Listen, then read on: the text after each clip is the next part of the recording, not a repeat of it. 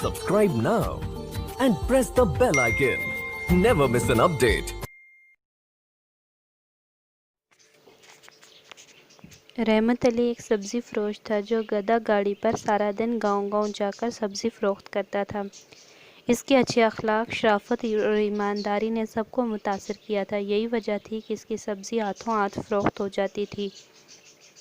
वो अच्छा खासा कमा लेता था जो इसके मुख्तसर से ख़ानदान के लिए काफ़ी था। रहमत अली की बीवी ज़ख़ीरा बीबी भी बहुत समझदार खातून थी। इसने अपने ख़ावंद की कमाई को ज़ाया करने के बजाय पाई पाई जोड़कर अपना छोटा सा कच्चा मकान पक्का करा लिया था। ये मकान 4 कमरों, किचन और एक छोटे से ड्राइंग रूम पर मुश्तमिल था। कपड़े, बर्तन धोने और नहाने का अलग अलग इंतज़ाम था। घर की तरफ से इत्मीनान हो जाने के बाद अब वो अपनी इकलौती बेटी मायरा अर्फ मही को रुखसत करने के लिए जहेज़ तैयार कर रही थी। ज़ख़ीरा बीबी अपनी बेटी को ज़रूरत की हर चीज़ मुहैया करना चाहती थी ताकि वो ससुराल में जाकर किसी चीज़ की मुहताज ना रहे। साथ ही वो अपनी बेटी के अच्छे नसीबों के लिए भी दुआ गो रहती थी। ये मुख्तसर सा ख़ानदान नहायत सादा मगर खुश व खरम ज़िंदगी बसर कर रहा था। वह नरम गरम सी बहुत दिलकश सुबह थी। रहमत अली सब्ज़ी मंडी से सब्ज़ी लेने के लिए शहर जा चुका था। ज़ख़ीरा बीबी किसी काम से दूसरे महल्ले गई हुई थी। मायरा सैन में झाड़ू लगा रही थी जब दरवाजे पर ज़ोरदार दस्तक ने इसे हिला कर रख दिया था। इसने घबराकर झाड़ू फेंक दिया। या अल्लाह, खैर ये कौन आ गया सुबह सवेरे? वह बड़बड़ाती हुई दरवाजे की तरफ बढ़ी थी। जी कौन? इसने दिल को तसल्ली देते हुए गिड़गिड़ते हुए लहजे में पूछा था। अरे बेटा, दरवाज़ा खोलो। अजनबी आवाज़ इसके कानों से टकराई। इसने दरवाज़ा खोलकर बाहर झांका तो एक दुबली पतली सांवली रंगत वाली खातून को सामने खड़े पाया। जी फरमाइए, आप कौन? मायरा ने उलझी नज़रों से इस खातून को सर से पाँव तक देखा था। क्या यह रहमत अली सब्ज़ी फ़रोश का घर है? इन खातून ने सवाल किया। जी हाँ, यही है। क्या आपको इनसे कोई काम है? मायरा ने नरम लहजे में पूछा। तुम रहमत अली की बेटी हो? जवाब के बजाय सवाल आ गया था। इन खातून की आंखों में सताइश थी इसके लिए। जी हाँ, मैं उन्हीं की बेटी हूँ। मायरा अब अकता चुकी थी इस बेवजह लंबी गुफ्तगू से। मैं ज़ुबैदा हूँ, रिश्ते में तुम्हारी फुफ्फी लगती हूँ, जोहराबाद से आई हूँ। इन खातून ने इसकी इख्तार को भांप लिया था जबकि मायरा ने अपने ज़हन पर बहुत ज़ोर दिया, लेकिन ये नाम इसके हाफ़िज़े में कहीं महफूज ना था। इससे पहले कि वह इन खातून को झूठा करार दे कर चलता करती, ज़ख़ीरा बीबी आती दिखाई दी। लीजिए, मेरी वालदा आ गई हैं, इनसे बात कर लीजिए। ये कहकर छत से अंदर की तरफ भाग गई जबकि ज़ुबैदा का मुँह खुला का खुला रह गया। ज़ख़ीरा बीबी ने इन्हें पहचान कर फ़ौरन गले से लगा लिया। अरे बहन, तुम कब आई? आओ आओ, अंदर आओ। वो मुस्कुराती हुई इसे घर के अंदर लिए दाखिल हुई थी। ज़ुबैदा खातून रहमत अली की चचाज़ाद बहन थी। मायरा बहुत छोटी थी जब वो लोग यहाँ से जोहराबाद शिफ्ट हो गए थे। अब वो काफ़ी अरसे बाद मिलने आई थी। मायरा इन्हें बिल्कुल ना पहचान सकी थी, जिस पर उन्होंने अच्छा खासा एतराज़ किया था। रहमत अली और ज़ख़ीरा ने माज़रत भी की थी इसके रवैये पर, मगर इसे ये बात हज़म होके ना दे रही थी। इस बात को छोड़ने पर वो आमादा न थी। वो जब भी मायरा को देखती इसे लेक्चर देना शुरू कर देती। इख्तलाफात पर न जाने कौन कौन से किस्से कहानियाँ लेकर बैठ जाती। मायरा बेचारी घबराती सी बेबस हो गई। मायरा बेचारी घबराई बस हूँ हाँ किए जाती। वह जितना इनसे बचने की कोशिश करती वह इतना ही सर पर सवार होती। ज़ुबैदा को मायरा पहली नज़र में ही अपने बेटे के लिए भाग गई थी। सुर्ख सफ़ेद नाजुक सी मियाना कद और नफासत पसंद। इसे मायरा की कमर पर झूलती स्याह बालों की लंबी सी चोटी भी बेहद पसंद थी। हाँ, पसंद नहीं आया था तो मायरा का कितराया और बेजार रवैया। अल्लाह अल्लाह करके ज़ुबैदा खातून ने जोहराबाद की तरफ वापसी का कष्ट किया था, लेकिन जाते जाते इन तीनों के होश उड़ा गई थी। इसने मायरा को अपने बेटे से मसनूब करने की बात की थी। रिश्ता आना खुशी की बात सही, लेकिन रहमत अली इसके बेटे के गुणों से अच्छी तरह वाकिफ़ था। बेशक वो काफ़ी अर्सा दूर रहे थे, लेकिन इसके किस्से पूरे बरादरी की ज़ुबान पर थे। वो सोचने का कहकर रही थी और फिर आने का कह के गई थी। दोनों मियाँ बीवी कतई मुतमईन न थे इस रिश्ते से और ख़ुद मायरा को भी पसंद न था। अम्मा, पहले मुझसे मशवरा तो कर लिया होता। तुझे किसने कहा था रहमत मामे की कुड़ी का रिश्ता मांग मेरे लिए? ज़ुबैदा का बेटा गुस्से से बोल रहा था। تو جانتی ہے نا میں چاچے کی کروموں کی کڑی پینوں کو پسند کرتا ہوں، بیاہ میں اسی سے کروں گا، چاہے جو مرضی ہو جائے، وہ قطعی انداز میں بولا۔ دیکھ ارشد، باولا نہ بن، پہلے میری گل تو پوری سن لے۔ سمجھ رحمت علی کی کڑی، لاٹری ہے تیری، لاٹری۔ اتنا سونا مکان، جہیز کی چیزیں ایک سے بڑھ کر ایک، اور پھر رحمت علی اور ذخیرہ نے سوچ رکھا ہے داماد کو موٹر سائیکل بھی دیں گے اسلامی میں، یا پھر رقم دیں گے اتنی۔ ویسے بھی جو کچھ ہے سارا مائرہ کا ہی ہے، اور زیور بھی الگ سے بنا رکھا ہے۔ ذخیرہ کہہ رہی تھی فریج، ٹی وی، کپڑے دھونے والی مشین اور مائکرو ویو اوون وغیرہ بھی دیں گے۔ زبیدہ کی مانو رال ہی ٹپک پڑی تھی ان باتوں کا ذکر کر کے۔ خود ارشد کی آنکھوں میں گویا دیے سے جل اٹھے تھے۔ سوچ ارشد پتر، ٹھنڈا ہو کر سوچ، تیرا ہی بھلا ہے اس میں۔ اس پروین میں کیا رکھا ہے؟ نہ رنگ ہے نہ روپ۔ ادھر سے 8 بھائیوں کی بہن، ہاتھ تیرے کچھ نہیں آنا سوائے اس کے بھائیوں کی چاکری کے۔ غلام بن کر ساری عمر گزار دے گا ان کے ساتھ۔ جھلیا عقل سے کام لے، عقل سے راج کرے گا، سر اٹھا کر چلے گا۔ تو سیوا کروا، سیوا مرد بن۔ زبیدہ ارشد کو سمجھا رہی تھی، اور وہ اب دھیرے دھیرے سر ہلا کر ماں کی باتوں کو قبول کرتا جا رہا تھا۔ پینوں کی محبت دور کہیں جا سوئی تھی، لالچ کی سیاہ پٹی ماں بیٹی کی آنکھوں پر بندھ چکی تھی۔ بھائی صاحب، کیا حرج ہے کہ اگر گھر کی بات گھر میں رہ جائے؟ مائی پتر کون سا بیاہ کر غیروں میں جائے گی؟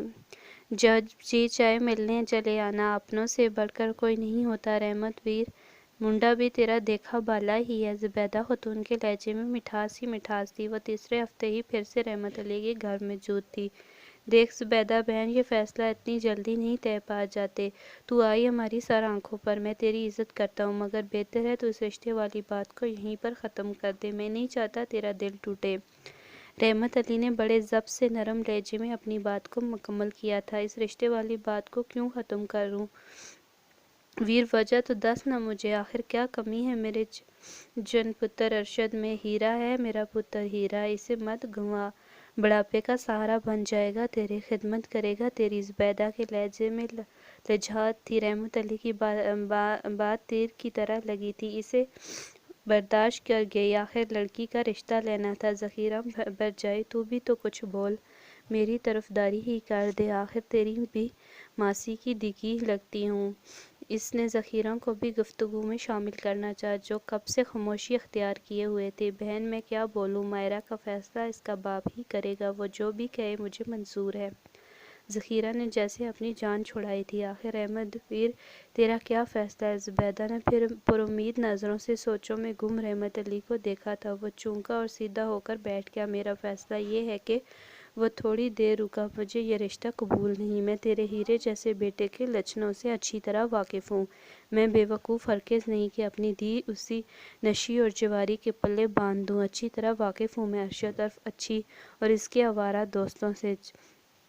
چپ کر کے چلی جا یہاں سے۔ رحمت علی غصے سے کھولتا ہوا باہر نکل گیا تھا، جبکہ زبیدہ بھونگاتی سی بیٹھی رہ گئی۔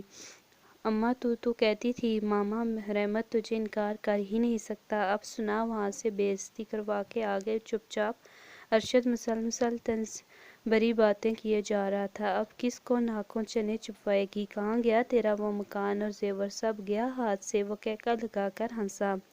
اگلے مہینے بیاہ کی تیاری کر میرے اور پروین کے، بس، وہ قطعی انداز میں کہہ کر اٹھ گیا، جبکہ زبیدہ کے دل میں ہاتھ سے جاتی مفت کی دولت کا خیال رہ کر آ رہا تھا۔ اس کا دماغ بہت کچھ سوچ رہا تھا جس پر وہ عمل کرنے کا پورا ارادہ رکھتی تھی۔ رحمت علی نے اس کی انا پر بڑی گہری ضرب لگائی تھی، پھر اسے تحمل سے کام لینا تھا۔ وہ جلد بازی میں کام خراب نہیں کرنا چاہتی تھی۔ اس نے برادری والوں کے گھروں میں جا کر رحمت علی اور اس کے خاندان کے خلاف باتیں کرنا شروع کر دی، خاص طور پر مائرہ کو خوب تنقید کا نشانہ بنایا۔ برادری کے بڑے بزرگوں پر زور دیا کہ وہ رحمت علی کو مجبور کریں کہ وہ اپنی بیٹی کا رشتہ میرے بیٹے کے ساتھ طے کر دے۔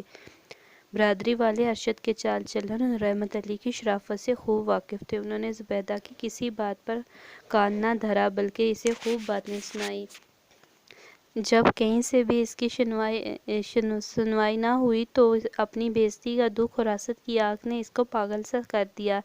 اس کے دل میں نفرت اور انتقام نے جگہ لے لی۔ اس نفرت کا اظہار پوری برادری کے سامنے کیا اور پھر برادری والوں نے رحمت علی کی بیٹی مائرہ کو 3 ماہ سکتے بلکتے دیکھا۔ اماں مائرہ آدھی رات کو اٹھ کر رحمت علی اور ظہیرہ کے کمرے کے سامنے کھڑی تھر تھر کانپتی ماں کو بلا رہی تھی۔ ابا وہ زور سے چلائی۔ ظہیرہ اور رحمت علی ہڑبڑا کر اٹھے بیٹھے۔ وہ جلدی سے اٹھ کر باہر آئے، مائرہ کو دیکھ کر پریشان ہو گئے۔ وہ دوڑ کر ماں کے سینے سے جا لگی۔ نہ اس کے سر پر دوپٹہ تھا، نہ پیروں میں جوتا۔ کیا ہوا میرے بیٹے کو؟ ظہیرہ اپنے بھاؤں میں لے کر اپنے کمرے میں لے آئی۔ رحمت علی بھی پیچھے پیچھے چلا آیا۔ وہ مائرہ کے مسلسل رونے پر بہت گھبرایا ہوا تھا۔ اماں آگ لگی ہے، میرے چاروں طرف میں جل رہی ہوں، مجھے بچا لیں، سکتی بلکتی مائرہ نے کہا تو وہ اس کو مزید اپنی باہوں میں بھر کر پیار کرنے لگی۔ بس میری دھی نہ رو، تو نے کوئی خواب دیکھا ہے؟ ڈر گئی ہے؟ بھلا کہاں سے آ گئی آگ؟ ظہیرہ بی بی نے اسے تسلی دی تھی۔ رحمت علی نے بھی بیٹی کو شفقت سے اپنے ساتھ لگا لیا۔ نہ میری جھلی بیٹا نہ رو، تیرا بابا ہے نا تیرے ساتھ، تیرے پاس، تجھے کچھ نہیں ہوگا۔ وہ اس کو چپ کروا رہے تھے، اس کے آنسو پونچھ رہے تھے۔ چل تو میرے ساتھ، ادھر ہی سو جا۔ ظہیرہ بی بی نے اسے پیار سے تھپکاتے ہوئے اپنے بستر پر لٹا دیا اور خود بھی اس کے برابر میں لیٹ گئی۔ وہ بہت خوف زدہ تھی، اس نے ماں کو مضبوطی سے تھام رکھا تھا۔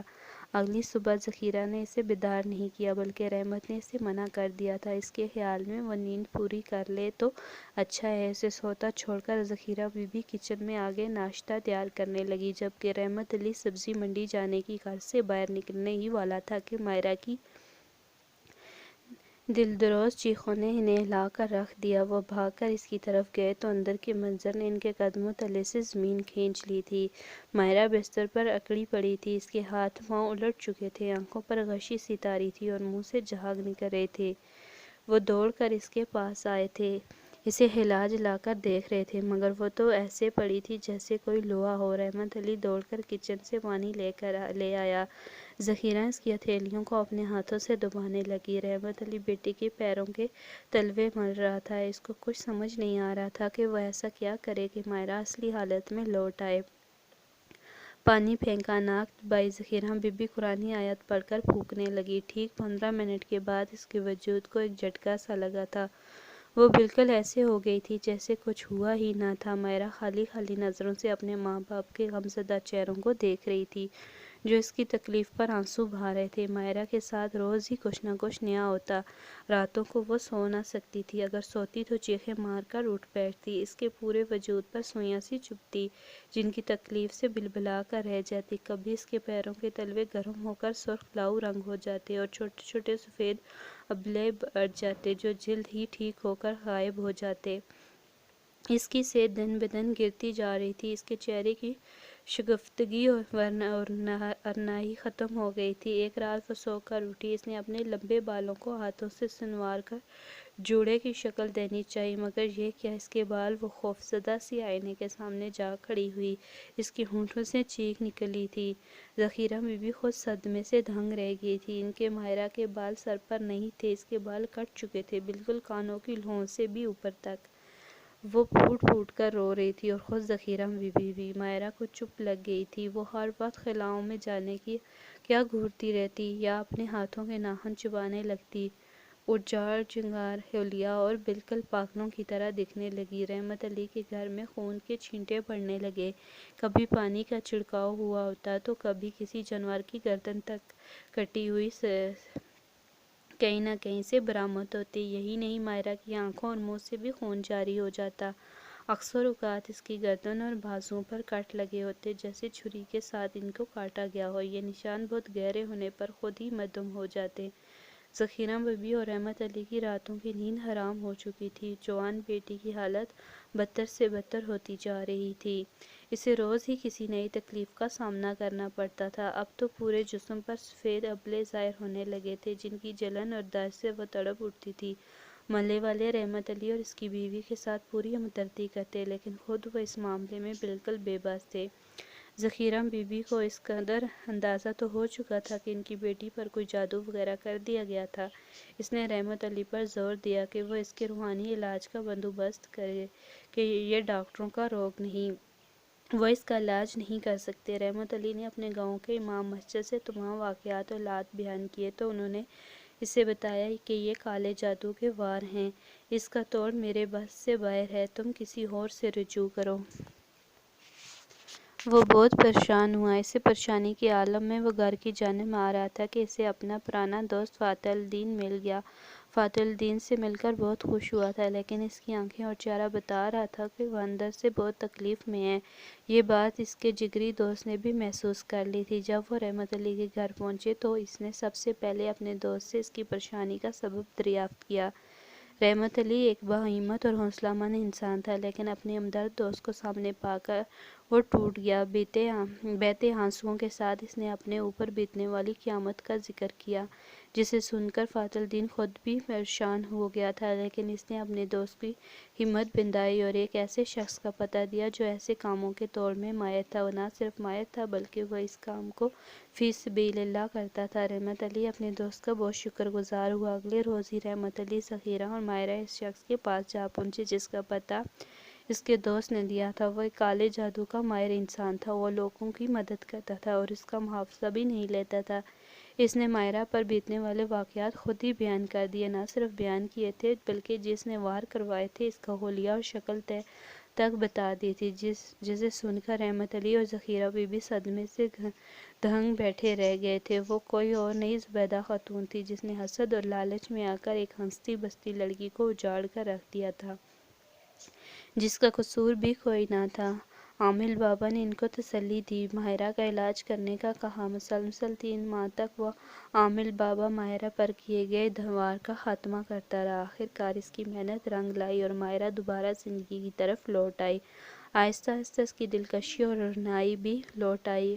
بال بھی عامل بابا کے دیے گئے خاص تیل سے دوبارہ بڑھنا شروع ہو گئے۔ رحمت علی اور ذخیرہ بی بی بہت خوش ہوئے۔ انہوں نے عامل کو نذرانہ دینا چاہا تو انہوں نے لینے سے انکار کر دیا۔ نہیں، یہ تم اپنا اور اپنی بیٹی کا صدقہ دے دو اور کوشش کرو اپنے مال میں سے اللہ کی راہ میں خرچ کر سکو، اور صدقہ دیتے رہنا تاکہ آفتوں سے محفوظ رہو۔ عامل بابا انہیں نصیحت کر کے جا چکے تھے۔ رحمت علی اور ذخیرہ کی آنکھوں میں تشکر کے آنسو تھے۔ وہ فوراً اٹھے اور وضو کیا اور اپنے رب کے حضور سجدہ ریز ہو گئے۔ ادھر برادری والوں نے ماہرہ کی تکلیف دیکھی تو پھر اسی تکلیف کا شکار زبیدہ خاتون کو دیکھا۔ اس کا عمل اس پر الٹ ہو چکا تھا، اس کا ذہنی توازن بگڑا اور ساتھ ہی اسے کوڑ کا مرض لاحق ہو گیا۔ اس کا لاڈلا بیٹا اسے اٹھا کر گندے نالے کے پاس پھینک آیا، جہاں اس نے سسک کر زندگی کے باقی ماندہ دن گزارے۔ لوگوں کی نفرت کا نشانہ بنی اور آخرکار اسی حالت میں دم توڑ گئی۔ برادری والوں نے بیٹے کو برا بھلا کہا اور اس کی آخری رسومات کو ادا کرا کے گھروں کو لوٹ گئے۔ یہ کہانی یہاں پر ختم ہوتی ہے۔ پھر کیا سچ میں یہ کہانی ختم ہو گئی ہے؟ میرے خیال میں تو نہیں۔ زبیدہ جیسے عرض و لالچ کے مارے ہوئے لوگ جب تک زندہ ہیں یہ کہانیاں جنم لیتی رہیں گی۔ کیا خیال ہے آپ کا؟ اگر آپ کو میری کہانی اچھی لگی تو please like, share and subscribe کر دیں۔ اللہ حافظ۔